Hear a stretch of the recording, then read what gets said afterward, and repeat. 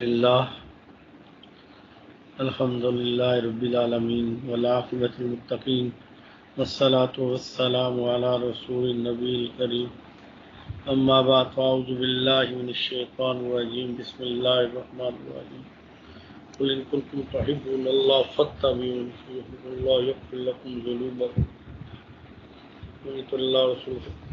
صدق اللہ العظیم اللہم رب اشرح لی صدری ویسر لی امری واحلل عقدۃ من لسانی یفقہوا قولی ربی زدنی علما ربی زدنی علما ربی زدنی علما اللہم صلی علی محمد النبی الامی وعلی آلہ واصحابہ وبارک وسلم۔ نبی اکرم صلی اللہ علیہ وآلہ وبارک وسلم کی حیات طیبہ جو کہ آپ کے ایمان لانے والوں پہ اتباع کو اللہ پاک نے حکمن فرمایا کہ اے نبی ان سے کہہ دے اگر یہ چاہتے ہیں کہ اللہ ان سے محبت کرے یہ تیری اتباع کریں، جب یہ تیری اتباع کریں گے تو اللہ ان کے گناہ معاف کر دے گا، ان سے اللہ محبت کرے گا۔ یہاں اس دور میں ہر چیز ایڈوانس سے ایڈوانس ہوتی جا رہی ہے، جدید ٹیکنالوجی آ گئی، بڑے عجیب عجیب سسٹمز آ گئے، وہاں سنت رسول علیہ الصلاۃ والسلام کی وہ 1400 سال پہلے والی ترتیب کو آج بھی نہ کوئی چھوڑ سکتا ہے، نہ چیلنج کر سکتا ہے، نہ اس کے مقابلے میں کوئی چیز لے کے آ سکتا ہے۔ میں اس دن پڑھ رہا تھا کرونا کے بارے میں کہ جو بندے ہاتھ دھوئیں، کلی کریں، غرارہ کریں، ناک میں پانی ڈالیں تو اگر کرونا کا اس کو جراثیم اندر گیا ہو تو بھی ختم ہو جاتا ہے، اللہ جس کے مقدر میں اللہ نے لکھا، لیکن عموماً تدابیر کے اعتبار سے انہوں نے لکھا تھا۔ اور چائنا میں باقاعدہ یہ پریکٹس کرائی گی، جب انہیں پتہ چلا مسلمان ایسے وضو کرتے ہیں تو نہ وضو کی سمجھ نہ کچھ، وہ بھی نقل مار کے ایسے ایسے کرتے رہے۔ اب اگر آپ ذرا سا غور کریں میرے نبی صلی اللہ علیہ وسلم کی، یہاں جب باہر جاؤ تو ماسک پہن کے جاؤ، اور کھانے پینے کی چیزوں میں احتیاط کرو، جہاں ہاتھ لگتا ہے ان چیزوں کا احتیاط کریں۔ آئے رسول اللہ صلی اللہ علیہ وآلہ وبارک وسلم کی حیات طیبہ میں چلتے ہیں۔ امی جان، ہم سب کی امی جان سیدہ عائشہ صدیقہ رضی اللہ تعالیٰ عنہ فرماتی ہیں کہ نبی صلی اللہ علیہ وسلم جب صبح اٹھتے تو سب سے پہلے آپ ہاتھ دھوتے تھے، اور آپ برتن میں ہاتھ نہیں مارتے تھے، یعنی برتن اگر بڑا ہے تو اس میں ہاتھ نہیں ڈالتے تھے، اگر آپ کا ہاتھ صاف نہ ہو تو سارا پانی خراب ہو جائے گا۔ آپ کسی چیز سے پانی نکال کے ہاتھ دھوتے، پھر آپ مسواک کرتے، جب آدمی مسواک کرتا ہے تو کلی بھی کرتا ہے، دانت بھی صاف ہوتے ہیں، زبان بھی صاف ہو جاتی ہے، اور گلا اور حلق بھی صاف ہو جاتا ہے۔ اور اس کے بعد آپ قضاء حاجت کے لیے تشریف لے جاتے تو اس سے فارغ ہو کے آپ جب وضو فرماتے تو اسی طرح ہی وضو میں پہلے ہاتھ دھوتے، پھر کلی کرتے، اگر غسل واجب ہو تو پھر آدمی کو غرارہ کرنا پڑتا ہے تاکہ اس کے حلق تک پانی پہنچے۔ یہ غسل کے 3 فرض ہیں، ایک ہے حلق تک پانی پہنچانا، ایک ہے ناک کے نتھوں تک پانی پہنچانا، اور ایک سارے وجود پہ پانی بہانا۔ تو وضو جو ہے وہ کرتے، پھر آپ ناک میں پانی ڈالتے، ناک میں پانی ڈالتے، اور پھر آپ چہرہ انور دھوتے، پھر دونوں کونیاں دھوتے، ہاتھ دھوتے کونیوں کے سمیت، پھر آپ سر کا مسح کرتے، سر پہ پانی پھینکتے نہیں، مسح کرتے، گیلا ہاتھ سر پہ لگتا، اور سر کے بعد وہ آپ کی جو گردن مبارک ہے اس پہ بھی ہاتھ پھیرتے، اور اس کے بعد آپ پھر کانوں میں انگلیاں پھیرتے انگوٹھے کے ذریعے، اور اس کے بعد آخر میں گردن کا کرتے، پھر پاؤں دونوں دھوئے جاتے ہیں، یہ میرے نبی صلی اللہ علیہ وآلہ وآلہ وسلم کا صبح کا سب سے پہلا عمل ہے۔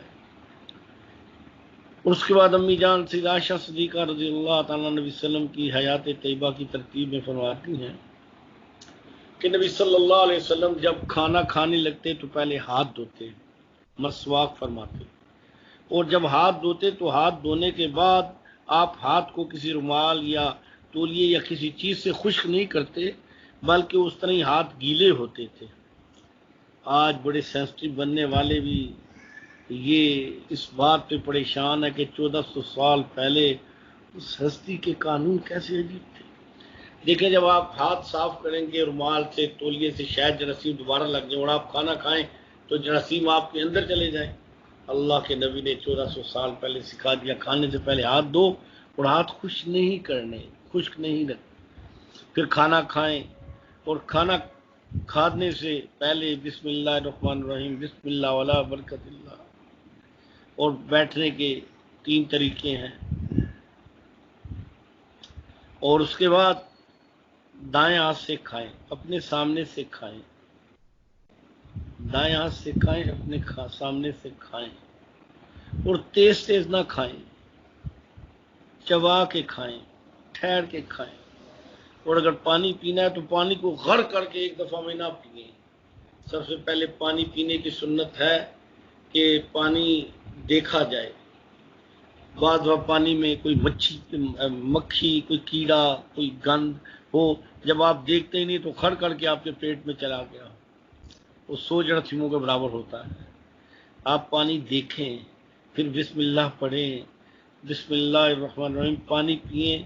تو ایک سانس لے کے گلاس کو اپنے منہ سے ہٹا لیں کہ اس میں سانس نہیں جائے، پھر دوسری دفعہ، پھر تیسری دفعہ، پھر کہیں الحمدللہ۔ اب ایک دم پی لینے سے حلق میں پھنس جانا، رک جانا یا اس کا نقصان ہو جانا، اللہ کا نبی صرف آخرت نہیں بناتے، آخرت تو بنتی ہی بنتی ہے، دنیا کے سلیقے، حسن، صحت کو بھی مد نظر رکھتے ہیں۔ پھر جب کھانا کھا لیں تو اس کے بعد ہاتھ دھوئیں اور اللہ کا شکر ادا کریں، الحمدللہ الذی اطعمنا وسقانا وجعلنا من المسلمین، اور اس کے بعد ہاتھ دھوئیں، مسواک کریں، اور اس کے مرتبہ ہاتھ خشک کر لیں، کسی کاغذ سے، رومال سے، تولیے سے، کسی چیز سے خشک کر لیں۔ نبی صلی اللہ علیہ وسلم کی حیات طیبہ میں وضو کے اعمال میں آتا ہے کہ کبھی آپ وضو کے بعد اپنے ہاتھ، منہ، بازو خشک بھی کرتے اور کبھی ایسا بھی رہنے دیتے، دونوں صورتیں آپ سے ثابت ہیں۔ پھر آپ صلی اللہ علیہ وآلہ وبارک وسلم جب گھر سے باہر جانے لگتے تو امی جان فرماتی ہیں کہ نبی صلی اللہ علیہ وسلم مسواک کرتے تھے، آدمی ہاتھ دھوتا ہے، مسواک کرتا ہے، پھر آپ باہر جاتے تھے۔ اب جب آپ باہر جاتے تو واپس آتے تو واپس آ کے بھی آپ ہاتھ دھوتے اور مسواک کرتے۔ اب آپ ان چیزوں کو ذرا دیکھیں، ہماری زندگیوں سے سنت نکل چکی ہے۔ ایک سائنسدان ہمیں یہ کہہ لینا کہ یہ کھا لو، یہ پی لو، لوگ پاگل ہو جاتے ہیں۔ ذرا سی کوئی بتا دیتا ہے کہ جی یہ استعمال کرو، اس چیز کا ریٹ آسمان پہ چلا جاتا ہے۔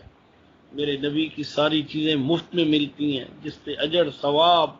صحت، دنیا، آخرت، کامیابی، لیکن اس طرف ہم جاتے نہیں ہیں، ہمارے نزدیک اس کی کوئی حیثیت نہیں رہی، اس لیے کہ ان چند ٹکوں پہ بکنے والوں کی ادویات پہ تو ہم اندھا یقین کرتے ہیں، اور میرے نبی کی برکات پہ ہمارا یقین نہیں بنا ہوا۔ پھر آپ صلی اللہ علیہ وآلہ وبارک وسلم دن میں بھی جب حاجت کے لیے جاتے تو پہلے مسواک کرتے، پھر ہاتھ دھوتے، مسواک فرماتے، واپس آ کے اس طرح ہی آپ وضو فرماتے تو مسواک کرتے، ہاتھ دھو کے پورا وضو کی ترتیب کو کیا جاتا۔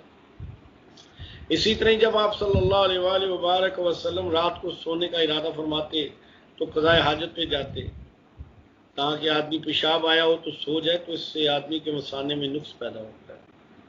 اور پھر آ کے آپ ایسے نہیں سو جاتے تھے، باوضو سوتے تھے، اور باوضو سونے کی آپ نے تلقین فرمائی، اور باوضو سونے والا ایسا ہے جیسے عبادت کرنے والا۔ علماء نے حدیث میں لکھا ہے، حدیث ہے کہ اگر باوضو آدمی سوئے اور اس کی موت واقعہ ہو جائے تو شہید کا ایک اسے درجہ ملے گا، شہداء میں شامل ہوگا۔ لیکن اس دوسری طرف کہ سونے سے پہلے پھر بستر کو جھاڑے، کہ بستر پہ کوئی سوئی نہ پڑی ہو، کوئی اور زہریلی چیز نہ ہو، کوئی چھوٹا کیڑا نہ ہو، اسے جھاڑے، ایسے جھاڑ لے، جھاڑنے سے وہ صاف ہو جائے گا، ہاتھ پھیر لے، اگر کوئی چیز ہوگی تو ہٹ جائے گی، اور اس کے بعد باوضو ہو کے جب سوئے گا تو وضو کی وجود بھی ایک اس میں فریش آ جائے گا، تازگی آ جائے گی، اور اس میں ایک نورانیت آ جائے گی۔ اب جہاں حدیث میں آتا ہے کہ نبی صلی اللہ علیہ وسلم کے غسل کرنے کا طریقہ، تو دو ہیں طریقے لکھے حدیث کی کتابوں میں، ایک امی جان سیدہ عائشہ صدیقہ رضی اللہ تعالیٰ کا سے ہے روایت، اور دوسری روایت امی جان سے حضرت میمونہ رضی اللہ تعالیٰ عنہ سے ہے۔ امی جان حضرت عائشہ صدیقہ رضی اللہ تعالیٰ، یہاں لکھا ہے محدثین نے کہ یہ فرق جو ہے وہ کیا ہے۔ امی جان عائشہ صدیقہ رضی اللہ تعالیٰ کے ہاں جب نبی صلی اللہ علیہ وسلم غسل فرماتے تو آپ پورا وضو کرتے پھر غسل فرماتے۔ امی جان حضرت میمونہ رضی اللہ تعالیٰ کے ہاں جب آپ غسل فرماتے تو وضو کر لیتے لیکن پاؤں نہ دھوتے، پاؤں جو ہے آپ آخر میں غسل کرنے کے بعد دھوتے۔ اب اس میں بڑی عجیب حکمت ہے، میرے نبی پہ قربان جائیں، قربان جائیں۔ محدثین لکھتے ہیں کہ امی جان عائشہ رضی اللہ کی جو جگہ تھی وہ ایسی جگہ تھی کہ جس میں نیچے مٹی نہیں تھی اور مٹی پاؤں میں نہیں لگتی تھی، لہذا آپ پہلے دھو لیتے تو کوئی حرج نہیں تھا۔ لیکن امی جان میمونہ رضی اللہ تعالیٰ کے جو فرش تھا اس میں مٹی تھی، اگر آپ وضو کر لیتے تو مٹی پاؤں میں لگ جاتی، غسل کے بعد آپ پاؤں دھوتے تھے تو تاکہ پاؤں بھی صاف ہو جائیں۔ اب غسل کرنے میں جو طریقہ لکھا ہے اس میں یہ ہے کہ آدمی سب سے پہلے پانی کو اپنے سر پہ نہ، جو پیالہ سا ہوتا ہے یا مگا ہوتا ہے اس میں سے ہاتھ ڈال کے تو وضو کر لیتا ہے، تو اس کے بعد اپنے سر پہ ایسے پھیرے۔ اب اس میں اتنی عجیب حکمت ہے کہ جب آدمی گرمی ہے تو ٹھنڈا پانی ہے، جب سر پہ ٹھنڈا جائے گا تو باڈی کے اندر استعداد پیدا ہوگی، اور اگر سردی ہے تو گرم پانی جو ہے وہ وجود کے اندر استعداد پیدا کرے گا، اچانک جو ڈالا جائے تو وجود برداشت نہیں کرتا اور بعض نقصان ہوتا ہے۔ اور اگلی بات،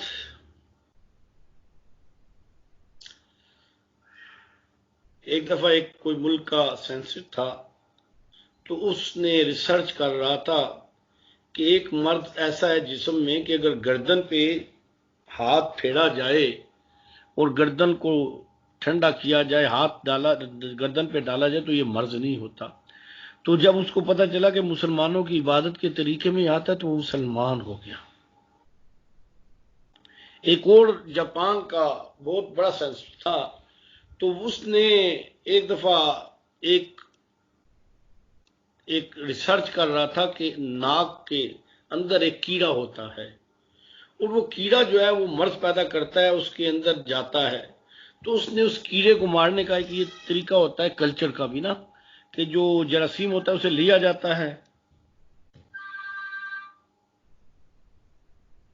جو جراثیم ہوتا ہے اسے اس پہ مختلف زہریلے چیزیں ماری جاتی ہیں تاکہ وہ مر جائے، جس چیز سے مر جائے وہ دوائی لکھی جاتی ہے تو اس مرض کی وہ دوائی ہوتی ہے۔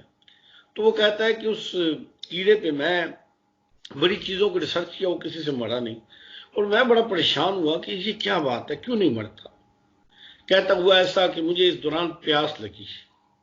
تو میں نے پانی کا گلاس لیا تو میں ایسے پینے لگا تو پانی میرے گلاس سے ٹپک کے اس جو میرا سامنے ریسرچ کر رہا تھا کیڑے، اس پہ جو ہی پڑا کیڑا مر گیا۔ کہتا میں تو حیران پریشان ہو گیا، میں نے پانی شانی بھول گیا، میرا دماغ چکرا گیا کہ زہریلی دوائیوں سے نہیں مر رہا، ہر میڈیسن سے یہ بچ رہا ہے، نہیں مر رہا پانی سے۔ کہتا میں بڑا پریشان ہوا کہ پھر میں نے دوبارہ لیے جراثیم، ان میں پانی ڈالا، مر گئے، پھر پانی ڈالا پھر مر گئے۔ کہتا ہے کہ میں اسلام کو تھوڑا ریسرچ بھی کرتا تھا تو میں نے جب وضو میں دیکھا کہ مسلمان ناک میں پانی ڈالتے ہیں تو مجھے یقین ہوگا یہ مرض مسلمانوں کو کبھی بھی نہیں لگے گا۔ میرے نبی نبوت لے کے آئے، ساتھ ہماری زندگیوں میں سکھ چین صحت لے کے آئے۔ گندے ہاتھ سے آدمی کھائے، گندا ہاتھ تو اندر بھی گند جائے گا۔ اسی طرح ہی تو رات کو جب آدمی سوتا ہے تو وضو کرتا ہے تو وضو کی ایک ٹھنڈک ہوتی ہے، ایک فریش ہوتا ہے آدمی، اور اس کے پاؤں بھی دھوئے جاتے ہیں اور آدمی کو سکون والی نیند آتی ہے۔ باقی حدیث میں جو فضیلتیں ہیں وہ اپنی جگہ ہیں کہ اس کا ثواب کتنا ہے، روح جو عرش مولا کے نیچے سجدہ کرتی ہے۔ میں صحت کی ترتیب کے اعتبار سے، اصول کے اعتبار سے، پھر نبی صلی اللہ علیہ وسلم نے حلال حرام کی جو ترتیب فرمائی ہے، جب آپ اس پہ ریسرچ کریں تو آدمی کہتا ہے قربان جائیں یا رسول اللہ، ہر وہ چیز جو خطرناک ہے، چھپٹنے والی، کھانے والی، لڑنے والی، زہریلی، نقصان دینے والی، اسلام نے اس کو حرام قرار دیا، اور جن چیزوں کے کھانے کا حکم دیا ہے وہ بیچاری معصوم ٹائپ کی ہیں۔ اب جب وہ آدمی وہ چیز کھاتا ہے تو اس کے مزاج میں وہ چیز آتی ہے۔ جو لوگ سانپ کھاتے ہیں وہ زہریلے ہوتے ہیں، جو کتے کھاتے ہیں ان کے وہ ہوتا ہے، جو خنزیر کھاتے ہیں وہ زانی ہو جاتے ہیں۔ اسی طرح جو ابھی یہ کورونا میں جو شروع کی ریسرچ آئی ہیں تو وہ انہوں نے یہی کہا ہے کہ چمگادڑ، سانپ اور یہ خنزیر کی وجہ سے پھیلا ہے۔ لیکن آپ قربان جائیں، بکری کو دیکھ لیں، گائیں بیل کو دیکھ لیں، مرغی کو دیکھ لیں، آپ دیکھیں ان کو، اور انڈے بھی چیزیں دیتی ہیں، باقیوں کے انڈے جائز نہیں ہے، مرغی بطخ کے جائز ہیں، باقیوں کے جائز نہیں ہے کچھ کے، وہ خطرناک ہوتی ہیں۔ اسی طرح ان کو کھانا بھی جائز نہیں ہے کہ وہ نقصان دیتی ہیں۔ ان کے خون کے اندر بھی وہ چیز پائی جاتی ہے جس کی وجہ سے آدمی کے مزاج میں وہ چیز پیدا ہو جاتی ہے۔ اتنی نفاست ہے اسلام میں کہ پانی کی 3 شرائط ہیں۔ پانی صاف ہو، یعنی بدبودار نہ ہو، اس کا ذائقہ خراب نہ ہو، ذائقہ خراب ہو، تینوں شرطیں اگر پائی جائیں تو پانی بالکل پاک صاف ہوتا ہے، اس پاک کرتا ہے۔ اب دیکھیں جی، اگر آدمی پیتا ہی پانی گندا ہے، غلیظ ہے، تو وہ پینے سے کتنے نقصانات ہیں۔ ایسی چیزیں کہ جس میں پاک پانی میں بھی کوئی ناپاک چیز پڑے، اسلام اسے حرام بنا دیتا ہے، کہتا ہے یہ حرام ہے۔ ایک کنواں ہے، اس میں پیشاب پڑ جائے تو اس کنواں ناپاک ہو گیا، 200 ڈول پانی نکلیں گے تو ایک ایوریج ہے وہ پاک ہو جائے گا۔ یہ چلتا ہوا پانی پاک ہوتا ہے۔ تو اسی طرح ہی کھانا اتنا کھاؤ کہ جتنی ضرورت ہے، ایسا پاگلوں کی طرح جھپٹ پکٹ کے کھائے پھر پیٹ میں درد پڑ جائے، وہ آدمی کی طبیعت خراب ہو جائے، ایسا بھی نہیں۔ یعنی اسلام ایک زندگی کا حسن، ایک زندگی کی ترتیب، ایک زندگی کا ضابطہ، ایک زندگی کا اصول اور ایک زندگی کی خوش نمائی سکھاتا ہے۔ اور ہر عمل میں میرے نبی صلی اللہ علیہ وآلہ وبارک وسلم کی تعلقات، آپ صلی اللہ علیہ وسلم کی محبت، آپ کی مخالفت اگر کسی سے، آپ کی ترتیب، آپ کا ضابطہ اپنی بیویوں کے ساتھ، اپنے رشتہ داروں کے ساتھ، اپنے چچاؤں کے ساتھ، چچیوں کے ساتھ، اپنے بیٹیوں کے ساتھ، اپنی نواسوں کے ساتھ، اپنے اصحاب رضوان اللہ تعالی علیہ اجمعین کے ساتھ، ایسی ایسی مثالیں اور ایسی ایسی ترتیب ہے جو قیامت تک کے لیے نہ صرف اصول ہیں بلکہ زندگی کا حسین راستہ ہے۔ آپ نے میاں بیوی کے بارے میں فرمایا کہ تم میں سب سے اچھا آدمی وہ ہے کہ جو اپنی بیوی کے لیے اچھا ہو، اپنی بیوی کے ساتھ اچھا، اور میں تم سب میں سب سے اچھا ہوں۔ آج کل لوگ لاک ڈاؤن کی وجہ سے گھر میں بیٹھے ہیں، کیا یورپ، کیا ایشیا، کیا ہر ملک جھگڑے ہو رہے ہیں میاں بیوی کے۔ بیوی کہتی ہے میرے کام میں مداخلت نہ کرو، خاوند گھر بیٹھا کہتا ہے تو یہ کرتی ہے وہ کرتی ہے۔ میرے نبی صلی اللہ علیہ وآلہ وبارک وسلم کی حیات طیبہ سے دور ہونے کی وجہ سے یہ ہے۔ اگر آدمی نبی صلی اللہ علیہ وسلم کی حیات طیبہ کو سیکھا ہوتا تو اسے اپنی بیوی رکھنے کا بھی سلیقہ ہوتا، اپنی ماں اور باپ کا ادب کا بھی ترتیب ہوتی، اسے بہنوں بھائیوں رشتہ داروں کا بھی پتہ ہوتا، صلہ رحمی کسے کہتے ہیں، محبت جانساری کسے کہتے ہیں۔ اسلام تو اتنا پیارا مذہب ہے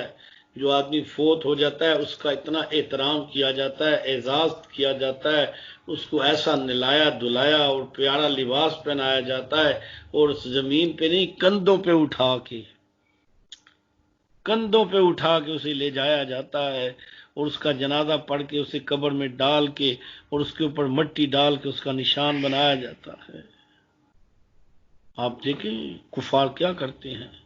جلا دیتے ہیں، اور وہ گنگنا جمنا جو ہے وہاں اتنے اتنے بڑے گدھ ہیں اور اتنے اتنے بڑی وہ چیلیں اور کوے سے ہیں کہ وہ نوچ دیتی ہیں، ان کی آنکھیں، ان کے جوز کھا پی جاتے ہیں، اور دیکھ رہے ہوتے ہیں، فلمیں بن رہی ہوتی ہیں۔ میرے نبی پارسی ہیں، ایسے لے کے ہینگرز میں لگاتے ہیں اور ان کے کھڑے کھڑے ہی لاش کا حلیہ بگڑ جاتا ہے۔ میرے نبی کی ہر ہر سنت، میرے نبی کی ہر ہر ادا، میرے نبی کا ہر ہر طریقہ، اللہ پاک نے ایسا اصول بنایا ہے۔ کاش ہم یورپ کی زندگیوں کو اپنانے کی بجائے اپنے نبی کی زندگیوں کو اپناتے ہیں، اور ہماری بچیاں، ہماری عورتیں امہات المومنین اور بنات رسول کی زندگیاں پڑھتی، سیرت پڑھتی، اور پتہ ہوتا ہے کہ زندگی شرم، حیا، تابعداری، اخلاق، محبت کس کو کہتے ہیں۔ آج فتنے اسی لیے ہیں کہ پی آئی ڈی تو کر لیا لیکن دین کی الف بے بھی نہیں آتی، سلیقہ ہی نہیں آتا، سکھایا ہی نہیں۔ ایک ہوتا ہے پڑھانا، ایک ہوتا ہے تربیت کرنا۔ پڑھاتے تو سارے ہیں، پڑھا رہے ہیں اعلیٰ سے اعلیٰ یونیورسٹیوں میں، تربیت کوئی بھی نہیں کرتا۔ ہاتھ میں اسلحہ دے دیتے ہیں لیکن یہ نہیں بتایا جاتا اسے کہاں چلانا ہے اور کب چلانا ہے۔ اللہ ہماری زندگیوں کو سنت کے مطابق گزارنے کی توفیق دے، اور ہر عمل میں ہم کرنے سے پہلے اس کی تحقیق کریں، سیکھیں۔ کتابیں ملتی ہیں سنت نبی کی، کون سا پھل میرے نبی کو پسند تھا، آپ کیسے کاٹتے تھے، کیسے کھاتے تھے، کون سی سبزی کھاتے تھے۔ حضرت ابو ایوب انصاری رضی اللہ تعالیٰ فرماتے ہیں کہ جب مدینہ منورہ میں نبی صلی اللہ علیہ وسلم آئے تو میں نبی صلی اللہ علیہ وسلم کے سامنے ایک دن کدو رکھے تو میں نے دیکھا آپ چن رہے ہیں کدو۔ فرماتے ہیں خدا کی قسم مجھے کدو اسی وقت پسند ہو گیا کہ میرے آقا کو پسند ہے۔